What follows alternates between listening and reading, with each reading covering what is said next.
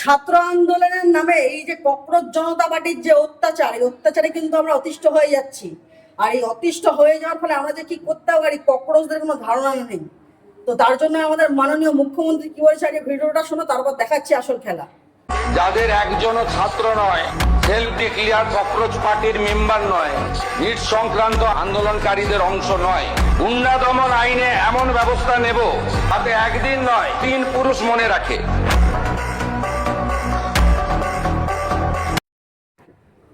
ছাত্র না হয়েও ছাত্র সেজে এই যে ককরোচ পার্টি যে আন্দোলন করছে, এই আন্দোলন ভঙ্গ করতে কিন্তু আমাদের বেশিক্ষণ সময় লাগবে না। ককরোচগুলোকে দেখছো তো, আমি 2 হাত দিয়ে যেমন ধরে রয়েছি, এইভাবে ধরে বেশি কিচ্ছু করবো না, শুধু এইভাবে ফেলবো, পা দিয়ে কিন্তু মেরে জাস্ট হাঁটিয়ে দেবো।